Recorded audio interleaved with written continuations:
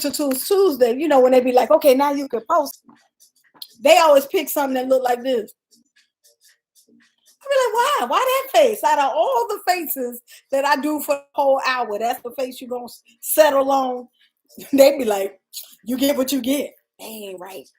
All right, y'all. I am here. Oh, I want to tell y'all about this tea I bought. Oh, I ain't got no glasses. Oh, yes, I do. Got a call coming in. Everything is happening. I bought something called Bon Maman. I think I was going to say this is a local tea, but I don't think so because it says it's made in France. You know, sometimes we have stuff in New Orleans that you just can't get. But they had all these teas, and this one is Vitality. And it is a mixture of... No, I do scroll and pick the cover photo. Thank you very much, goddaughter. They always talking to me like I'm retarded. Anyway, I know you can scroll over, but the one they pick is always that one. That's why I had to stop for a second and go, so that when I scroll over, I could find one with me looking halfway decent. Because all of them be like, it'd be all that. It'd be a whole mess. Anyway, so I want to give y'all this tea combination because it's really nice. It's pepper, since if you can't find this tea brand, it is peppermint, hibiscus, and rosehip. This right here, this little blend was really, really nice. It's a smooth, subtle blend, and it's good. Peppermint is good for digestion. It's also a relaxing herb. And so it helps with anxiety and all of that. So peppermint is a good thing to have. Hibiscus is something we use in love spells. Rosehip too. Nice. We like it. Anyway, so get you some BONNEMAMAN tea. I've never seen this tea before, but it's organic. And they had a couple of blends. I bought them all. They expensive though, $6, $7 a box, but it was worth it. Anyway, thank y'all for your patience. I was a little late. I am still in work mode, so y'all got to give me a chance to wind down and things. I'm sorry, YouTube, that I had to put you down. Oh, YouTube got a whole bosom shot. So I wanted to talk about a practical use of spiritual tools. And so we've talked about using tarot cards. We've talked about pendulums. We've talked about meditation and dealing with your ancestors. So I want to tell y'all some ways, especially if you are a business person or if you are an entrepreneur, if you have things that you need to work on in your life. These are tools that we should be incorporating in our decision-making process. And that way you don't have to second guess your decisions. You have a little bit more clarity, a little bit more confidence in your decisions.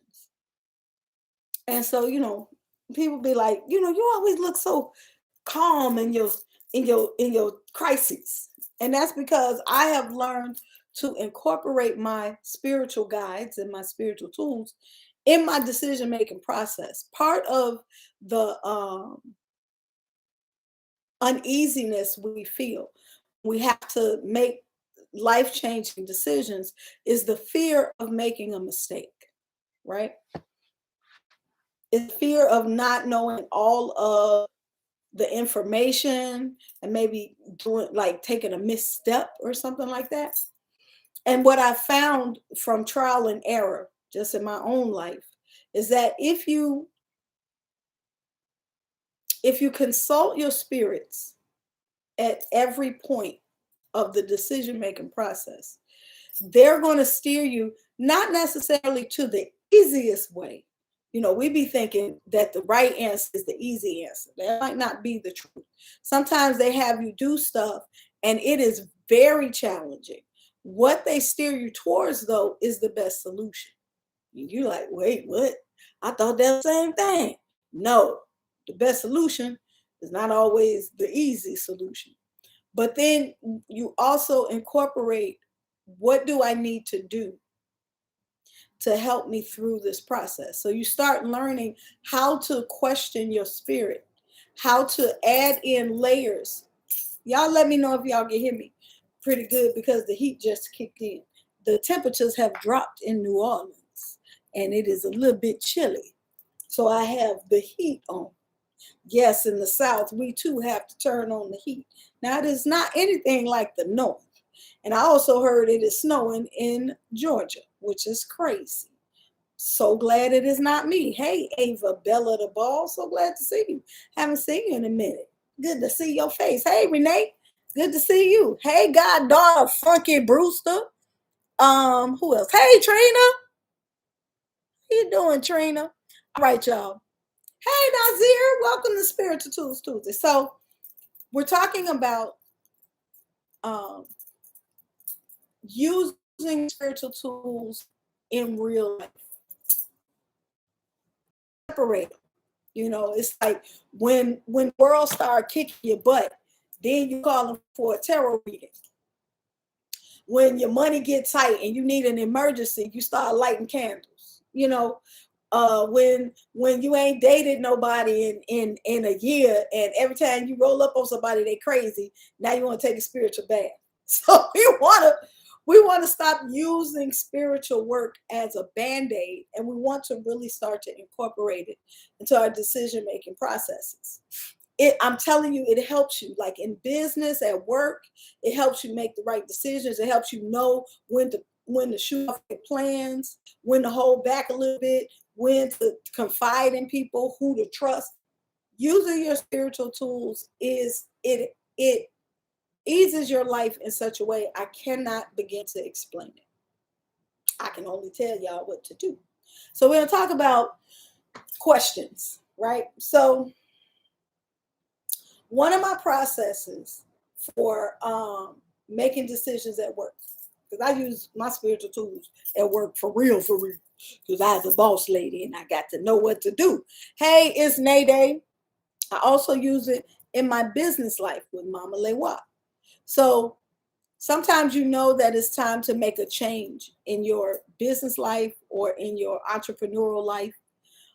You might be thinking, like, should I take a class? Should I partner with this person? Should I add this person to my team? These kind of questions. These are real life questions that sometimes we don't think, oh, this is a spiritual time. Like, this is something I should use my spiritual stuff for. Instead, we go through life and we try to make those decisions from here. And you can't always just rely on here. Well, you can, but then it makes. So what is a different way to go about making decisions? So I like the list. I'm a list person. I like to write stuff down. And for example, if I'm planning a program and I'm trying to figure out who I want in my program, I write the names down of each person that I'm considering inviting into the program. And I throw one card. If you don't throw tarot cards, you can use a pendulum and just do yes or no for those people. Now, for me, I like throwing the cards because the cards give you details as to why. A pendulum is just going to tell you yes or no, right? But the tarot cards will give you details as to why this partnership is not a good one, or maybe why this person is not a good person. Those of you who have who are supervisors and you have to work with people, you can use your tarot cards, you can use your pendulum to see if you and the person are a good fit. Hey, Bahati. Hey, it's Nayday. I'm sorry, I just got a text. All right. Hey, Icon the artist. Let me tell y'all about somebody named Icon the artist. Y'all better go like her page. She's a poet extraordinaire. She is an artist of all artists. Hey, internationally, Nia, welcome to Spiritual Tools Tuesday. I like to use my spiritual tools to help me through my creative blockages. Hey, boo. Those of you who are artists, if you're trying to figure out what your next projects are, these the same thing. So this is also like, if you're not a tarot reader, this lets you know when are some good times to call Mama Lewa and get these one card readings on up out the way. I have one client who she's an entrepreneur, and when she's doing contracts and she wants to contract people to work for her small business, she calls me and we go through each name. She'll interview them and she'll be like, I'm thinking I like this one, this one, this one. We do a one card. Okay, that one not gonna work because of this. Okay, this one brings this. This is a good fit. This one is not a good fit because y'all gonna clash. So now you have the tools to go into the situation, understanding what is not seen, right? I started using the one card readings years ago in my business life. So y'all, I'm a whole librarian lady. I got a whole professional thing going on the other side. And so when I say, okay, I got to plan out my year, and I'll say, is this a good month for me to do this program? No, this not a good month. Is this a good month? Are these good people to bring in? No, that ain't okay. Let me try something else. If I'm trying to take a trip, I'm asking the cards, what month is a good month for me to take the trip? Because sometimes what it does is it allows you to avoid the pitfalls. So it might, like that, it helped so much for me and the people that I was reading for when COVID first hit. When COVID first hit, I was doing life readings, and people were saying, I want to buy a house, I want to switch jobs, it was this kind of thing. And the cards kept saying, nope, no, don't do it. This was 2020, I think. Don't do it. I said, something's about to happen in 2020. I'm not sure, but it's going to be a big hit, and it's going to be something that hits all of us. So this is not the year to make financial plans, make big financial moves. How do you find out which month is good? The 12 card is good for when, like, what is the energy of each month? If you're trying to figure out, and if y'all got questions, please put them up there so I can answer them. If you're trying to figure out which month is good, it'll be like, I was thinking about buying a car, and I was thinking about doing it in August. And then we check for August. And if August is not good, then we check, is it because it's not a good time to buy the car, period? Or is it because August is not a good time? So, when you're using this time with spirit, you're able to create these conversations, right? And you all might not be able to do it as easily as I can, but it's only because I've been doing it for years. The more you practice doing this, the easier it will be for you. So though some of you have taken tarot training with me, and so you do a little tarot on your own and you feel comfortable, but you don't have to do it by yourself. I'm here. You can always hire me. I'm good. Or you can just keep practicing for yourself to get a feel for it. I like, again, the tarot cards, because with the tarot card, you can get a lot of information. Like, is the card right? That generally would be yes for me, right? But then I'm going to look at it and say, well, what kind of card is this? So like, say this card comes up for something that you're deciding to do. I'm going to look at that card as a good omen, because the Three of Wands means what you are looking for most likely will come to you. So this is a good card. But if I asked, is this a good time for me to do this thing, and this card comes up reversed, first of all, I see that as a no. But I'm going to look at the card and say, oh, this card specifically means that what you are looking for does not come. So that lets me know if it's something that I was, like, say it was something that I had to do, but I had to do it with some other people. If that card came up reverse, I would know that them people probably are going to fall through. Maybe the connections are not going to be made. So when we work spiritually, it not only tells us yes or no, is this a good thing, but it tells us what is the details of the situation, so that we're understanding, we're not walking in fear.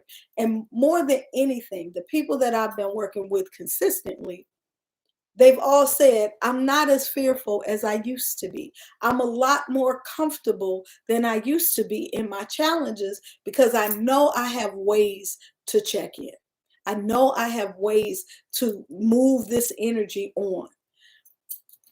The 12 card, I like the 12 card. I did the 12 card for myself because I always try out new readings with myself before I offer them to y'all. The 12 card is for the year. So you do a card for each month: January, February, March, April, May, June, all through July. I mean, all through December.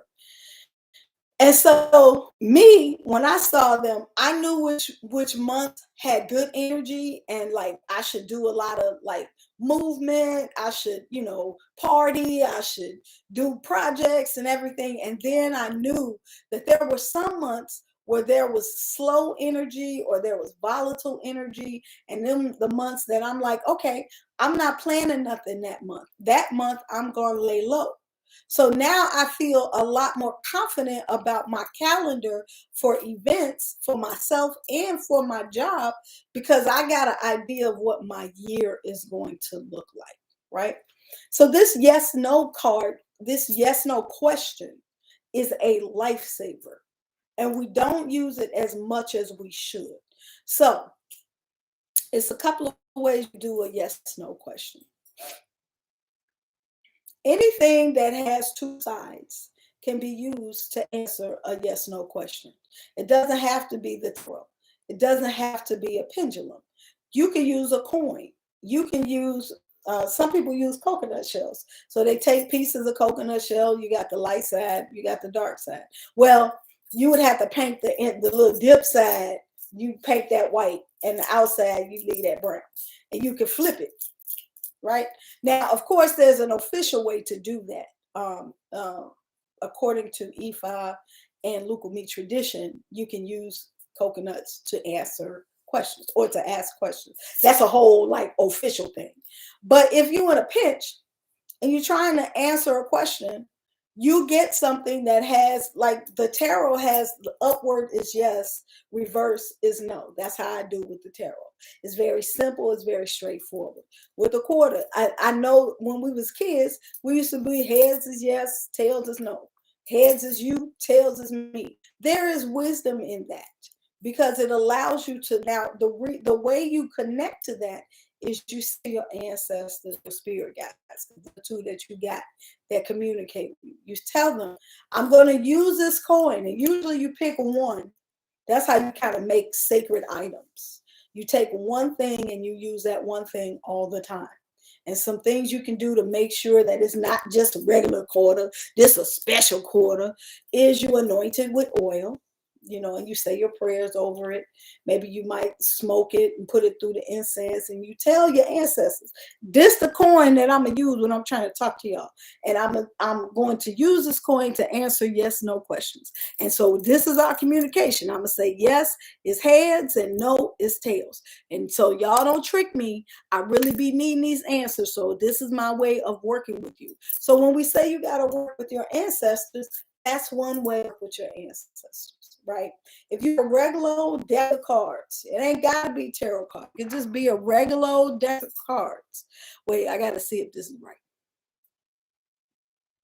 Because I think a deck of cards, you might have to set it a different way. Hold on, let me see.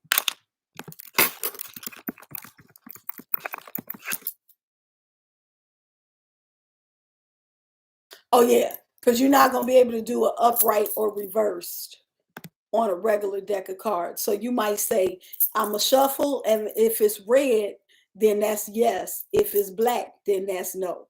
You just gotta really, like when you're working with your spirits, it's really about your communication with them as to how to communicate with you. Right? So you can't do a deck of cards like you could do a tarot card, because like with a tarot card, there's a definite upright and there's a definite reverse, right? So it's a picture. So upright is yes, reverse is no. But with a deck of cards, if you're just using a regular deck of cards, either way you turn the card, it looks the same. So then in that case, you would shuffle the cards and you would say black is yes or red is no, or the other way, whichever way rolls with you, so that you create a routine with your spirits that, oh, they're starting to ask us questions. and they're using this tool right here to communicate with us. Now they done said this is how it's going, so we're gonna use the red like they said for yes, we're gonna use the black like they said for no. Now I like to say, I like to ask, will you answer this question with these cards? Sometimes I want y'all to know the spirit is not automatic. Sometimes they be like, nah, I don't like them cards. You be like, oh, well, okay. The cards to say no, but then they be like, I ain't messing with them no more. So these are some things you can do. And I want you to start like really thinking about incorporating your spirits into these life decisions before you jump in them, so that you don't have to do the cleanup in the back end. Like that's what made me start asking my cards beforehand about situations, is because I would make decisions and they would crash and burn. And I'd be like, well, damn, why didn't I check? Why didn't I see what the situation was beforehand? So now when I do anything that is life altering, like, and I pick travel because travel has the opportunity to be joyous or it can be disastrous. And so I feel like I need to ask before I go anywhere long distance so that I can know what kind of trip that's going to be. Is it going to be a challenging trip? Is it going to be an enjoyable trip? Is this going to be a disastrous trip? And do I need to avoid it? So like I had one client that had some trips that they want to make through the year. And so we lined each one up. And then we did a one card on each one. This trip is not a good idea. This trip is not a good idea. This trip is a good idea. This trip is not. So, you never know. Like sometimes it'll be like, you shouldn't go on that trip, not because it's a bad trip, but because the weather is going to be dangerous. And so you avoid that month. So I think if we think of our spiritual tools, the challenge is pulling spirit out of this pedestal, off of this pedestal that we have it on. Like, that's spiritual. So we only do that on special times. I can't ask too many times. I can't go to spirit too much. You need to look at it instead as a part of your routine. It should be a part of your I don't want to say daily routine, but it kind of should.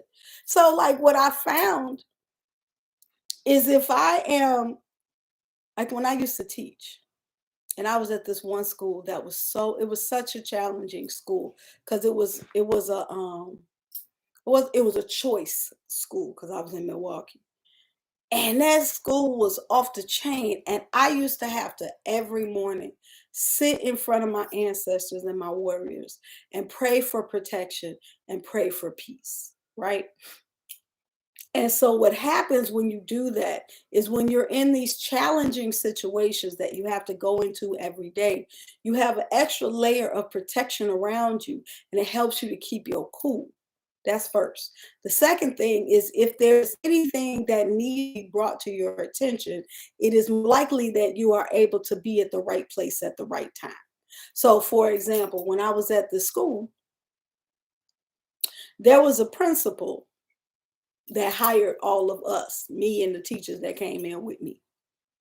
They fired him because him and the owner of the school, which is why I would never work at a choice school no more. The owner of the school and the principal got into it. So the owner was like, I'm getting you and your little dog too. He was like on for everybody. So he fired the principal. And then within 3 months, he strategically fired every teacher that the principal had hired. And not only did he fire them, he fired them by putting child abuse charges on them. And so he was just about to fire the gym teacher, and it came to my attention through gossip that I happened to hear, because I was in the right place at the right time, because I was doing my prayers, that I was on his checklist. So I went and found another job before all that went out. I was like, Okay, so you firing people. Well, I've gotten the message on the grapevine, and I'm going to dodge this bullet. Boop boop. And so I was able to get out in time. So that's kind of how spirit moves you when you stay connected. So I want you all to start incorporating spirit in your daily life, and not just like, oh well, I ain't talked to Mama Lewa in 9 months, I guess it's time for me to get my reading. Like, nah, you should be connecting each day. If you can find a minute in the morning, like what I started doing is I like to drink coffee in the morning. So I will drink my coffee with my ancestors, and I will run through my day with my ancestors. I'm going to work, I got this meeting, I got that. And for me, it just makes life move more smoothly. I find that I am not as worried. I'm not as anxious. And when I am anxious, I have a time that I'm able to sit with my spirits and talk to them. What do I need to do to relieve this anxiety that I'm feeling? What do I need to do to get through this challenging conversation at work? What do I need? And I really like, so some more questions that we can ask spirit. What do I need to know about the other person so that I can be successful in this conversation? You don't always, I think the frustration in life is that we don't have, hey, Danny, we feel like we don't have the answers. We feel like we're going into situations without information, but you don't have to. That's the whole purpose of having a reading. That's the whole purpose of using meditation, to sit with your ancestors and your spirit guides. Because if you take the questions into meditation and you sit and you focus, you'll start to hear the answers. Now, the problem is that when we hear the answers, especially when we first start, we say, that can't be them talking. I must have said that myself. That must be me talking. And their voice sounds like you. It's true, but it doesn't feel like you. But it takes practice to decipher the difference, right? All right, before I go on, y'all got questions? Anybody got a question about working with spirit? Please ask questions. Oh, that's them stalkers over there. Big stars or little stars? I didn't ask the questions. You all can go ahead and answer while I take care of this spammer. Move. Thank you. Big stars. All right, we got big stars. Minx came in 2 seconds ago just so that she could come in and tell us what stars we're using. Big stars. All right. We are too spoiled. You too late. Hey, Keith Hill, 5:30. We pulling the card of the week. The card of the week. You came in just in time to get the this week going on. Oh, come on. There we go. Hold on. Give me a second. I'm about to pull them. Oh, nice. We've never gotten this before. We got the King of Pentacles. We love this card. Let me tell you why. Now, if you're looking for a partner, and you want stability and reliability, the King of Pentacles is what you want. I'm telling you, the King of Pentacles is reliable and stable. He's gonna be there for you. Now, he might not be excited, but he is gonna be there. Now, when we have the King of Pentacles as the card of the week, it's saying that this is, first of all, this is a good financial week. This is a week where you feel secure. The King of Pentacles is secure because he's created his own kingdom based on good choices and good habits, right? It's not, this ain't no luck card. This is 2 years ago, I put this in motion and now it has come to pass. So the King of Pentacles is about, they said you got to wear your crown. So knowing your authority, knowing that you are the expert in the room. This is about fruitfulness. It's about being able to relax because you've earned it through hard work. It is about happiness. This is a very happy card. Hey, Wicked Faith. Oh, I said the name, I think. This is about happiness. There's a lot of yellow in here. Um, Oh, they said it's about being able to spend your money on the things that you want because you've earned it. So, this is when you save the money. This ain't like no shopping spree. This is I have fee. Hey, with fee. Um, this not a splurge of money. This is a I've earned this money, and so I can spend it with calmness. I can spend it with security, knowing that I have more because I have planned this out. So I like this card. This is a very mature card. This is a very um, I just feel like luxury in this card. So, y'all, it looked like we done earned a little bit of relief with the King of Pentacles. The other message with the King of Pentacles is that this is an ally for you. So, this is a mentor. This is someone who gives good financial and business advice. This is someone in your corner who is going to help you to level up. So, if this person is not you, this person is someone who is supporting you, and supporting you meaning like they might be behind the scenes moving stuff for you so that you can level up. Sometimes these King of Pentacle types be behind the scenes, and that's always a good thing. There have been situations where I've been like applying for something, not knowing that somebody on the board or somebody, in the thing was like rooting for me. And so that's the energy of the King of Pentacles, someone who is like trying to tell other people about you so it makes the way easier for you. So we like the King of Pentacles. That's a good sign that this week is we can coast on through. Woo! Yes, King of Pentacles. Woo-hoo. If Amma was here, she would be happy.